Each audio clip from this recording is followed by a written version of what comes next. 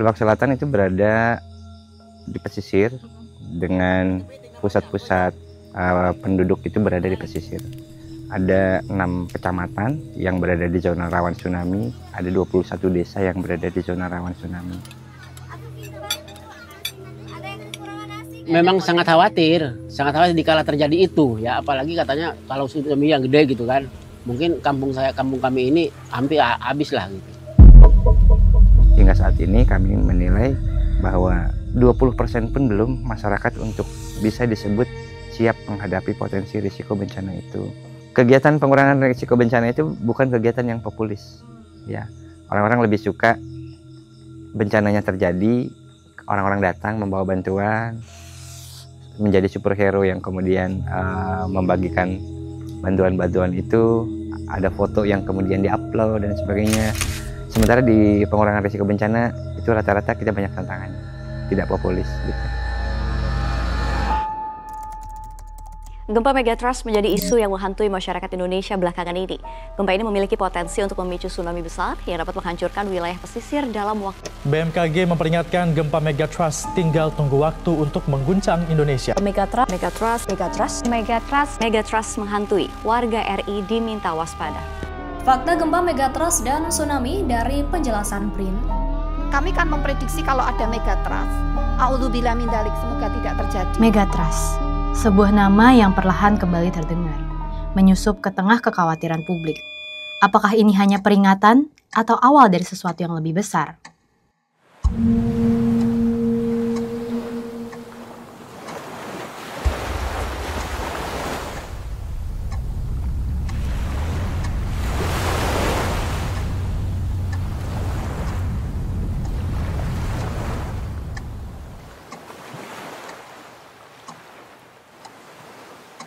Kalau waktu kesini-sini sih memang sering dengar gitu.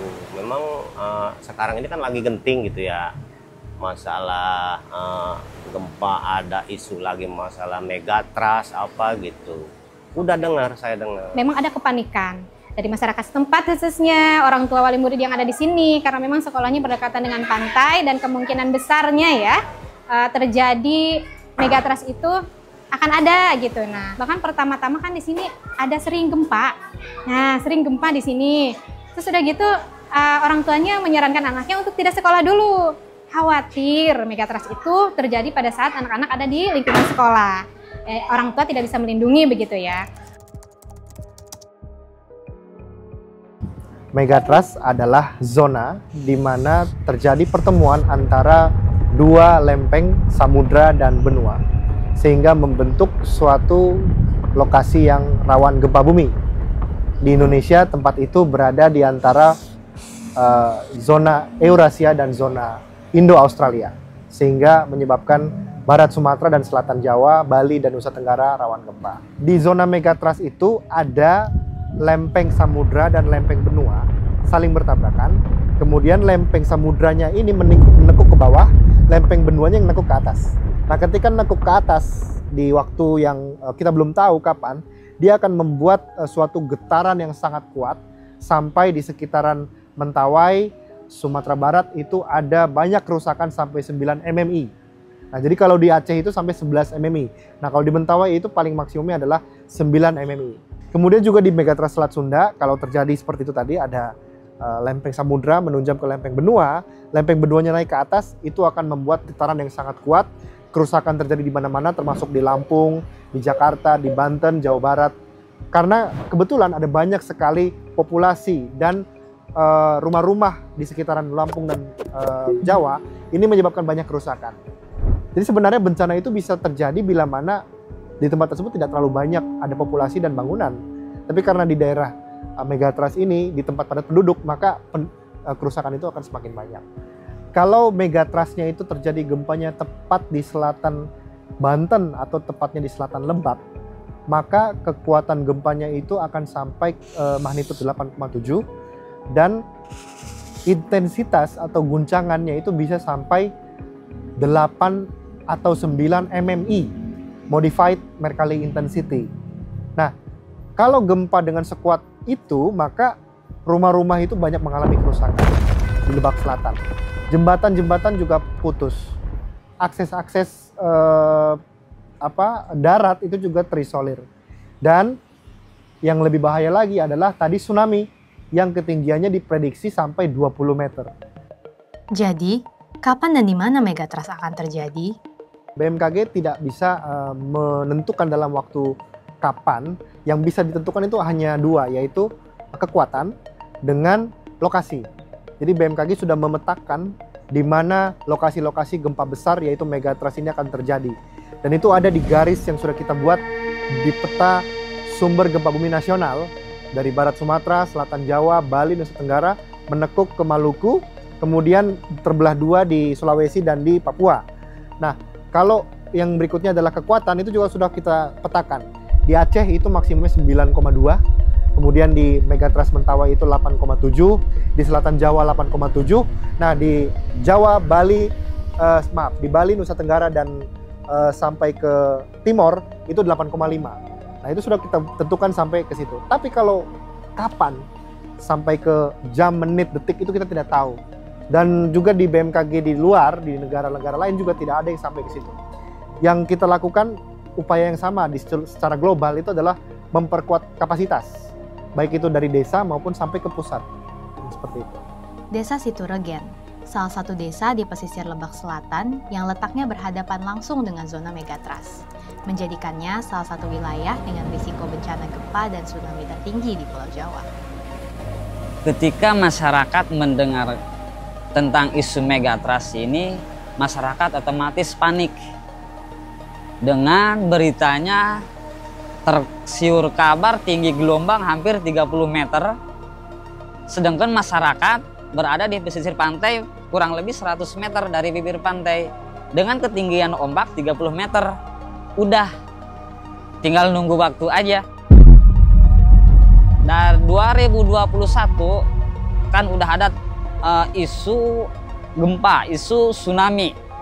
Berhubung di masyarakat Situregen itu belum paham tentang mitigasi kebencanaan, tentang apa itu megatrust gitu kan.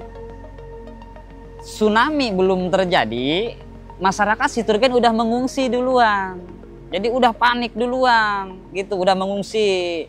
Akhirnya bukannya selamat, malah terjadi kecelakaan. Di masyarakat kami di Situregen itu ada yang kepatuk ular di tempatnya evakuasi, terus ada yang kecelakaan motor gitu, saking paniknya. Kenapa saking paniknya? Karena masyarakat itu belum tahu, belum paham tentang mitigasi kebencanaan.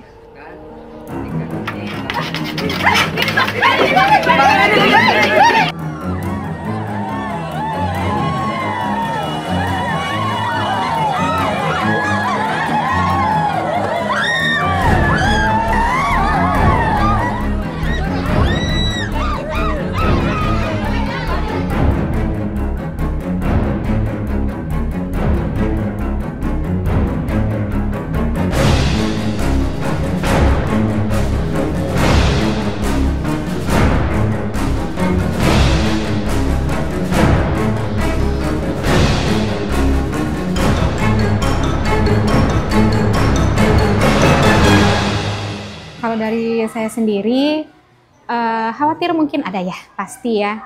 Namanya juga manusia, kita khawatir. Apalagi di sini anak-anak bukan anak sendiri, anak orang lain yang harus kita lindungi gitu ya. Beberapa bulan ke belakang, jadi ombaknya sedang besar. Terdengar sekali ke sini, kenceng, ditambah angin sama hujan ya. Waktu itu emang cuaca memang lagi ekstrim. Panik di sini, yang sekolah hanya beberapa saja. Waktu itu hanya ada 7 orang. Ibu pengen pulang gitu kan, teriak nangis, ibu pengen pulang, hujannya kenceng, takut, mama. Memang sih, kalau sekarang kan lagi genting banyak informasi gitu, jadi perasaan sih khawatir ada gitu. Ada, memang khawatir juga ada, jadi kebanyakan kan orang lain yang belum mengetahui asal-usulnya gini-gini itu malah lebih panik gitu. Makanya saya himbau pada teman-teman juga, penting kita usahakan jangan panik dulu dah. Memang sangat khawatir dikala terjadi itu ya, apalagi katanya kalau tsunami yang gede gitu kan, mungkin kampung kami ini hampir habis lah gitu. Memang sih perasaan kalau misalnya pindah dulu itu memang masih ada. Cuman saya kalau misalnya pengen pindah kemana gitu ya, tanah nggak punya gitu.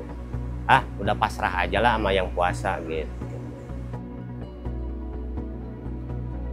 Kalau Siturgen termasuk zona merah, karena sebagian wilayah itu berada di pesisir pantai. Dari zona itu zona merah, terus zona kuning, zona hijau, sama zona putih. Zona merah itu udah tercakup zona paling parah. Ya, dari pinggir pantai laut itu sekitar 100 meter. Kalau zona kuning itu lumayan parah sih, enggak, cuman terdampak juga kena air tsunami itu. Terus kalau zona hijau itu termasuk zona rendaman. Kalau zona putih itu udah zona aman, nggak ada sama sekali tersentuh air. Jadi zona putih itu adalah tempat pengungsian terakhir.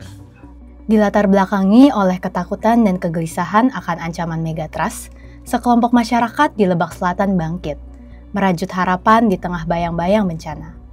Dengan kesadaran dan keteguhan, mereka merintis langkah-langkah mitigasi, berupaya menekan resiko dan melindungi garis pantai yang menjadi rumah mereka.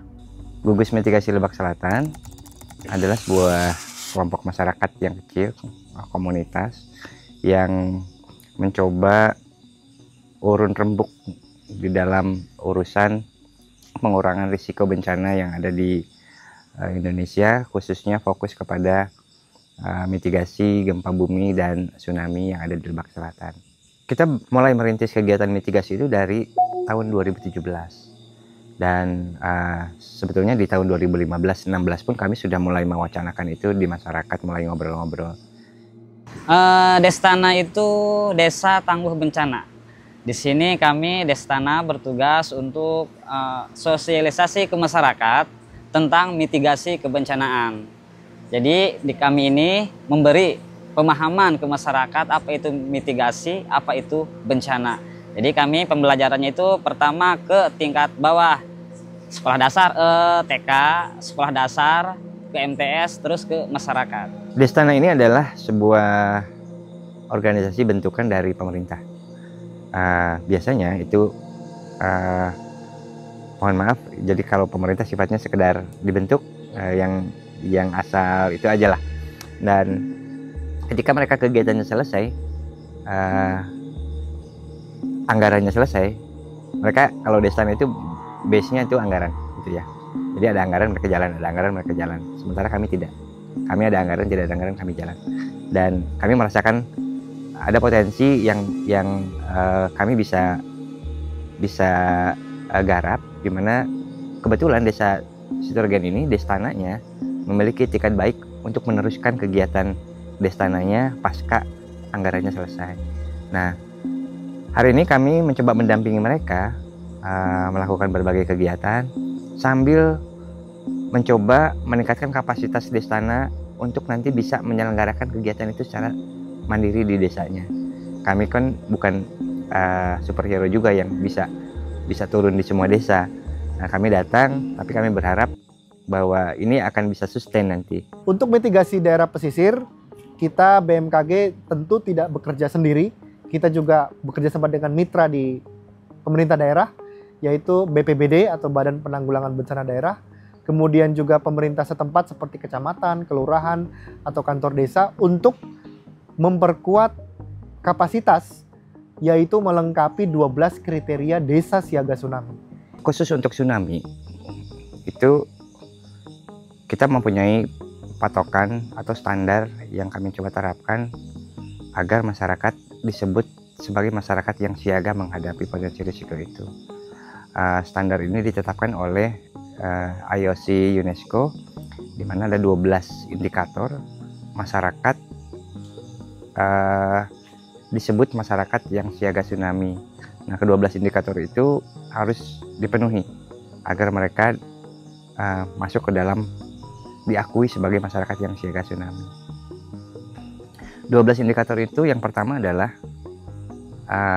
masyarakat memiliki atau bisa mengakses peta bahaya tsunami yang di tempat mereka tinggal. Artinya dalam konteks misalkan ada desa Panggarangan yang pernah kami tangani atau desa Siturgen, desa ini harus memiliki peta bahaya tsunami, di mana di dalam peta itu tergambarkan pemodelan atau simulasi atau hasil riset para peneliti daerah-daerah mana yang berpotensi akan terendam oleh tsunami itu. Nah, dari pemetaan itu akan tampak penduduk mana yang berpotensi terdampak oleh tsunami-nya, sehingga kita bisa menentukan skala prioritas penanganan penduduk di zona-zona mana yang harus kita segera berikan peningkatan kapasitas. Itu satu hal, itu baru peta saja. Kemudian indikator kedua sampai ke-12 itu lebih menekankan kapasitas masyarakat, ya, termasuk salah satunya infrastruktur. Di indikator ke-11 contohnya bahwa masyarakat harus memiliki peralatan yang bisa menerima peringatan dini dari pemerintah, peringatan dini tsunami. Kemudian di indikator ke-12 masyarakat juga harus mampu memiliki media untuk menyebarluaskan peringatan dini yang mereka terima itu disebarkan lagi kepada masyarakat. Kalau Lebak itu sebenarnya ada cukup banyak ya sensor seismik. Tapi kalau potensi tsunami itu sebenarnya bukan dengan seismik, itu adalah dengan tide gauge. Nah, tide gauge ini sudah dipasang di Muara Binuangan, berbatasan dengan Pandeglang. Jadi kalau di Panggarangan itu memang tide gauge-nya nggak ada di situ, di daerah Muara Binuangan. Nah, kenapa sensor seismik atau gempa nggak kami buat di daerah pantai? Itu karena seismik itu harus merekam getaran yang minim bising atau minim gangguan. Kalau dia ditempatkan di pantai itu ada deru-deru ombak yang bisa mengkaburkan keakuratan dari gelombang seismik. Sensor seismik itu juga bisa merekam gempa-gempa di Banten atau di Lebak Selatan meskipun lokasinya jauh. Seperti misalkan di Serang atau di Tangerang, itu sebenarnya kita juga bisa merekam gempa-gempa dari situ. Nggak perlu ditaruh di dekat dengan Panggarangan. Jadi gempa di Laut Selatan, Lebak Selatan itu juga bisa direkam dari Jakarta, meskipun sensornya ada di Jabodetabek pun juga bisa merekam.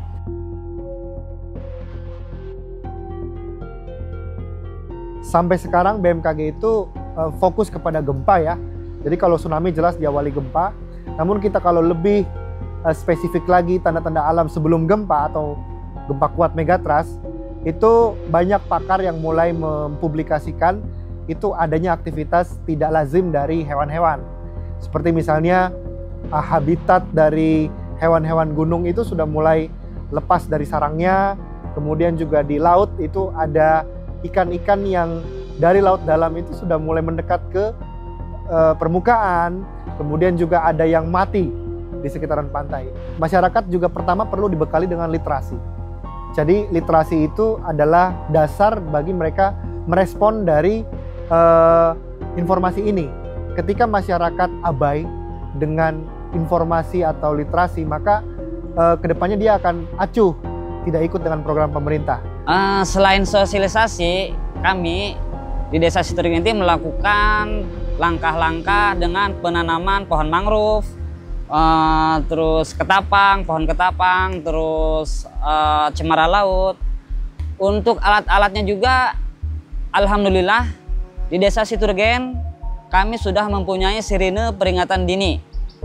Dari Destana kolaborasi sama GMLS, terciptalah yang bernama itu Sirine Mandiri Desa yang ada di Siturgen. Sirine Mandiri Desa, jadi itu bukan dari dananya atau anggaran dari pemerintah. Jadi mereka itu anggarannya dari dana pribadi melalui proyek, community project yang dilakukan oleh GMLS dan berkegiatan di Siturgen didampingi sama Destana. Kalau untuk jalur evakuasi udah ada dari Kampung Cimandiri Laut, Kampung Cisiih, Kampung Cipurun. Untuk jalur evakuasi udah dibuka, semuanya udah ada.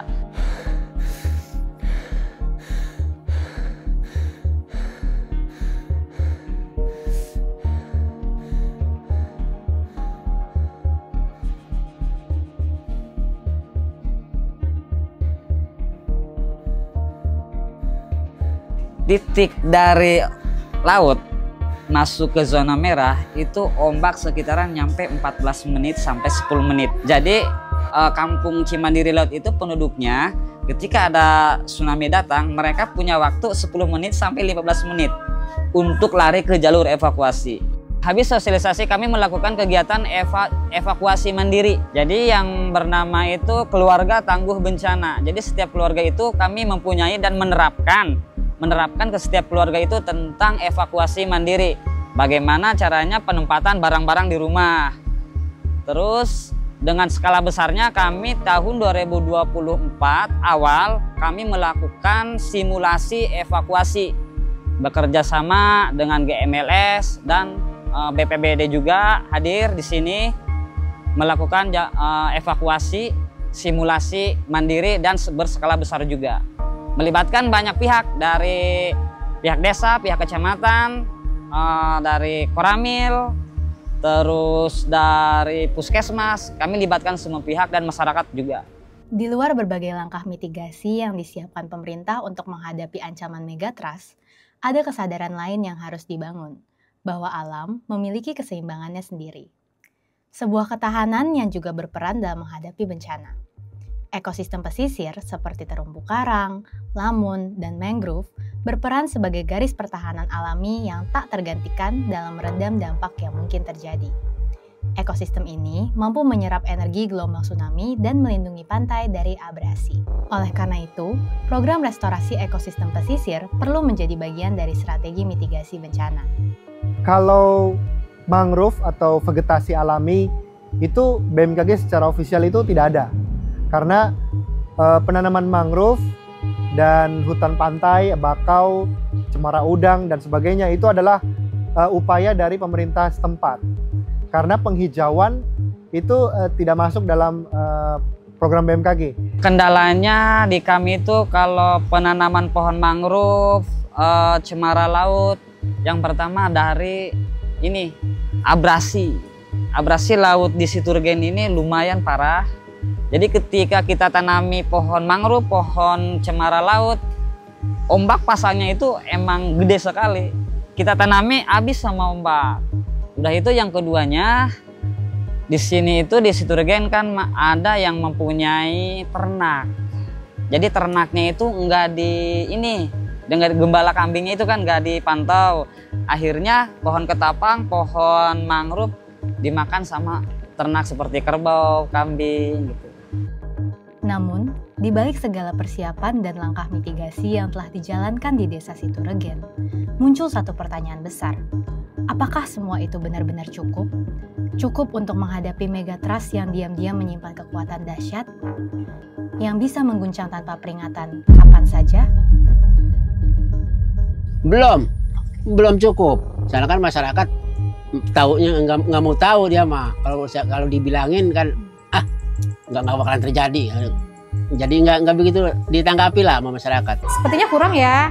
Kalau hanya untuk melihat di berita seperti itu kan kita kurang jelas sih sebetulnya. Cuman pengennya tuh langsung di sini tatap muka sama pakarnya gitu ya. Kayak misalnya mitigasi gitu.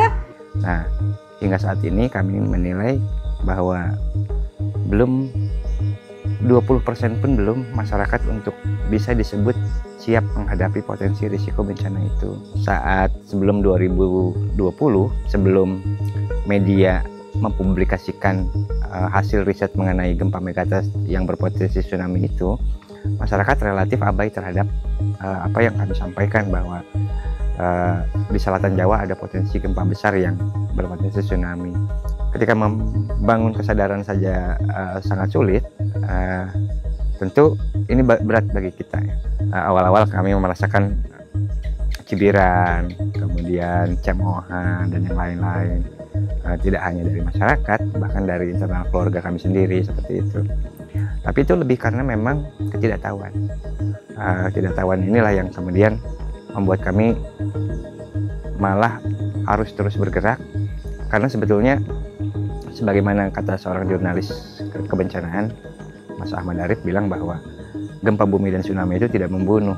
Yang membunuh itu adalah ketidaktahuan dan ketidakpedulian kita. Kegiatan pengurangan risiko bencana itu bukan kegiatan yang populis. Ya, orang-orang lebih suka bencananya terjadi, orang-orang datang membawa bantuan, menjadi superhero yang kemudian membagikan bantuan-bantuan itu, ada foto yang kemudian diupload dan sebagainya. Sementara di pengurangan risiko bencana itu rata-rata kita banyak tantangannya, tidak populis gitu. Nyampe sekarang dari BNPB, dari pemerintah itu memberikan alat-alat atau sensor itu di sekitar selatan ini belum ada. Destana ketika beres program, pemerintah nggak ngecurin anggaran lagi. Dan kami dididik dan harus mandiri. Jadi intinya gini ke pemerintah itu, ketika udah ngasih program ke masyarakat, ke lembaga yang ada di desa, tolong untuk berkelanjutan. Minimnya peran pemerintah dalam mitigasi di desa Situregen menciptakan celah yang semakin sulit diisi. Dengan kebijakan efisiensi anggaran yang membatasi pengeluaran untuk alat peringatan bencana sejak awal 2025, kesiapan menghadapi ancaman kini bergantung pada daya juang masyarakat sendiri. Indonesia memiliki ada 5.744 desa di Indonesia yang rawan tsunami. Untuk tsunami saja, dan tidak di semua tempat itu sudah ada infrastruktur peringatan dini yang bisa diandalkan. Nah, BMKG dan pemerintah pusat tentu memiliki keterbatasan untuk memasang peringatan dini di semua tempat. Nah, sudah terbatas, tapi sekarang mulai ada efisiensi, ya tentu akan ada dampaknya. Jadi efisiensi anggaran itu yang terjadi di BMKG sekarang sebenarnya tidak menurunkan kualitas performa pelayanan informasi gempa bumi dan tsunami. Karena dengan kita memiliki 533 sensor seismik di Indonesia, kemudian juga 450 warning receiver system yang tersebar di seluruh Indonesia, itu juga sudah cukup handal untuk menyebarluaskan informasi dan peringatan dini. Hanya dengan efisiensi anggaran ini kami tidak bisa menambah. Garda terdepan untuk kegiatan mitigasi di daerah, sebagaimana amanat Undang-Undang Penanggulangan Bencana, itu adalah pemerintah daerah. Semua lini di pemerintahan untuk turun. Tidak hanya BPBD, pendidikan harus masuk. Dinas Pendidikan harus mulai memasukkan kurikulum pendidikan ke sekolah-sekolah misalnya. Harapan kami yang ada di Desa Situregen, khususnya di pesisir selatan ini, berdekatan langsung dengan laut, berdekatan langsung dengan megatrust. Jadi harapan kami, tolonglah dari pemerintah, apa yang kami pengen itu laksanakan. Jadi udah beberapa tahun ke belakang kami itu pengen ada peringatan dini. Harapan saya tuh ya, masyarakat di sini itu memang membutuhkan tanda-tanda yang semacam dari pemerintah itu, semacam diadakan serine apa itu kan kemungkinan itu lebih jelas gitu pada masyarakat. Apabila misalnya kita mau terjadi serine itu berbunyi, berarti kan masyarakat tuh langsung teriak gitu. PU ya, Dinas Pekerjaan Umum harus mulai memikirkan rute-rute yang akan jalanan yang akan menjadi rute evakuasi mereka. Kemudian Dinas Pertanian harus mulai memikirkan cadangan-cadangan pangan yang ada di zona-zona bencana. Nah, yang pertama Destana diteruskan supaya lebih merata taunya ke masyarakat. Serinenya ditambah kalau bisa. Itu. Tolonglah anggarkan buat yang ada di desa. Soalnya nyampe sekarang kami Destana minta anggaran ke pemerintahan desa. Pemerintahan desa nggak bisa menganggarkan, soalnya nggak ada dari pusatnya. Kemudian Dinas Kependudukan sudah harus mulai memetakan ada berapa masyarakat yang berada di zona rawan, bagaimana status ekonomi dan sebagainya seperti itu. Jadi semua lini di pemerintahan harus turun. Sampai saat ini kami memang belum lihat keseriusan seperti itu untuk pemerintah daerah. Gitu. Di balik ketenangan yang tampak di sepanjang pesisir, tersimpan kesiapan yang tak terlihat. Bukan hanya kesiapan untuk bertahan, tetapi untuk terus menjalani hidup di bawah bayang-bayang ancaman yang bisa datang kapan saja. Masyarakat pesisir ini memahami bahwa mereka hidup di tepian resiko. Namun, disinilah mereka berakar, di tengah rasa cemas dan ketabahan yang terus berdampingan. Bencana mungkin tak terhindarkan, tetapi kehidupan di pesisir ini tetap berdenyut, penuh tekad dan kewaspadaan.